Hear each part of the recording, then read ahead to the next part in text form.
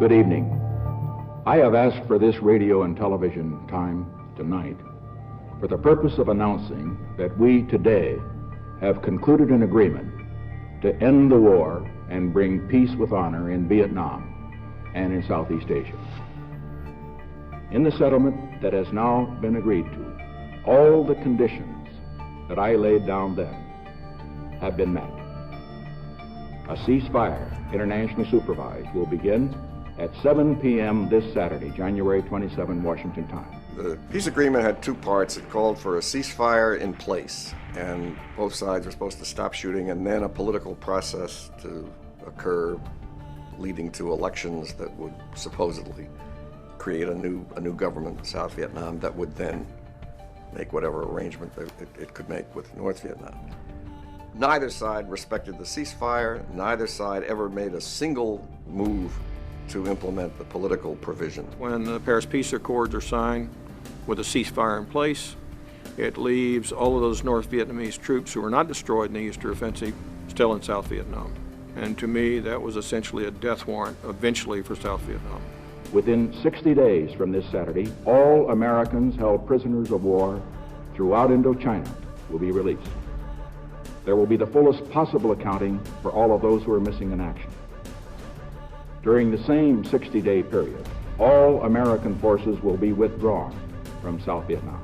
By March 73, all U.S. troops are gone, with the exception of about 60 military in the Defense Attaché office.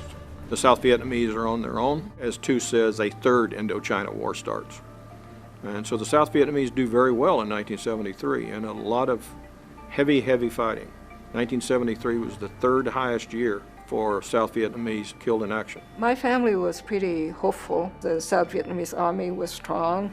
The Americans had equipped it, and they thought that the South Vietnamese army could hold out for a while if the Americans continued to give us economic and military aid and keep supporting the troops with bombing. When we stopped bombing in 73, stopped bombing the Ho Chi Minh Trail, North Vietnam runs all that material and equipment and replacements down the Ho Chi Minh Trail. Before the agreement, if one soldier, they want to infiltrate from North Vietnam to the south, it took him 6 to 9 months. After the Paris agreement, they take them only 3 days. Now they can go a battalion, regiment, they take Molotova all the way to the border and they come to the Vietnam, because at that time no more B-52, no more airplane, no more reconnaissance, no more aerial photo. After the Americans pulled out completely, the economy began to crumble because jobs disappeared. You know, the whole country was supporting 500,000 American soldiers, right? When they left, a lot of the jobs went with them.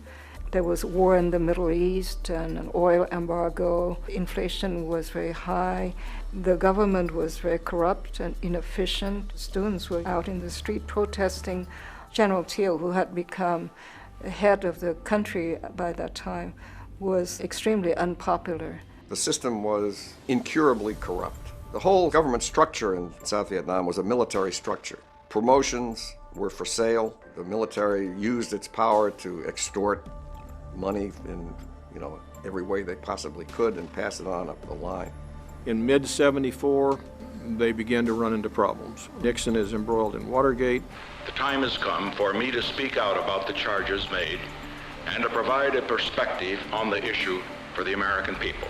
Dealing with a very confronting Congress, U.S. military aid is reduced, and essentially the South Vietnamese began then to feel the squeeze. By mid-74, they're rationing artillery rounds, they're rationing grenades. As time goes along in 74, of course, Nixon, who made 31 promises that the United States would be there for South Vietnam, in early August finds himself out of office and disgraced. Therefore, I shall resign the presidency effective at noon tomorrow. Nixon essentially said, we will be there like we were in 72. And Tu believes that to the last minute, despite evidence to the contrary. In 1974, Congress voted to cut aid. The military had proposed $1 billion or $1 billion plus in military aid for South Vietnam, and Congress cut that back to $700 million. So a significant reduction, but there was never a cutoff. People sort of attribute this to the left wing, the peaceniks, and that movement had no influence. And what had really changed in politics was that once American soldiers weren't there, the American public didn't really care what happened to Vietnam.